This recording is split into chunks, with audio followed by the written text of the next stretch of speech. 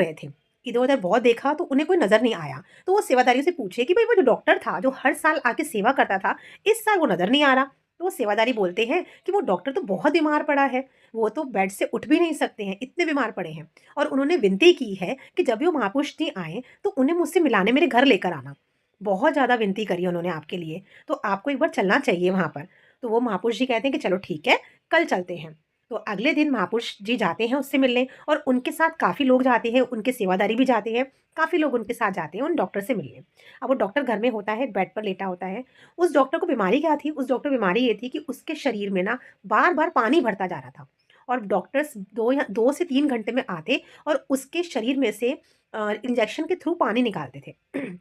हर 2-3 घंटे में उसके शरीर के पानी निकाला जाता था बाहर। तो वो डॉक्टर बहुत तकलीफ़ में था, बहुत पेन होता था उसको, बहुत ज़्यादा दर्दों में था वो। तो वो उठ भी नहीं पाता था बेड से। अब वो महापुरुष जी आते हैं, उससे जैसे ही वो महापुरुष जी को देखता है बेड पे लेटे-लेटे उनको प्रणाम करता है और बहुत ज़ोर-ज़ोर से रोने लग जाता है। अब महापुरुष जी कहते हैं कि, "भई तू इतना क्यों रो रहा है? सुख-दुख तो आते-जाते रहते हैं, इतना रोने वाली क्या बात है? क्या तेरे को बहुत दर्द हो रहा है इसलिए रो रहा है क्या?" तो वो कहता है कि, "नहीं, मैं इसलिए नहीं रो रहा।" कहते हैं, "अच्छा, फिर या तो तू डॉक्टर है, तेरा हॉस्पिटल बंद पड़ा है, तू इतने से बीमार पड़ा है तभी तू रो रहा है?" कि, "नहीं, मैं इसलिए भी नहीं रो रहा।" कहते, "फिर तू कितना ज़्यादा किस लिए रो रहा है?"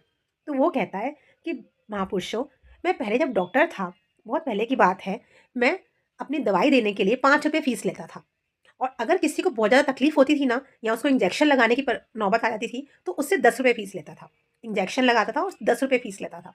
अब इसी लालच में, इस ₹10 की लालच में, मैं लोगों को जानबूझ के कहता था कि तुम्हें ये तकलीफ़ है, अब इंजेक्शन लगाना पड़ेगा और उनको पानी का इंजेक्शन लगा देता था। अब वो कहता है ऐसे करते-करते मैंने बहुत लोगों को पानी के इंजेक्शन लगाए और उनसे ₹10 फ़ीस ली। बस अपनी फ़ीस के लालच में मैं सबको पानी के इंजेक्शन लगाता जाता था। अब जब मेरे शरीर में इतना पानी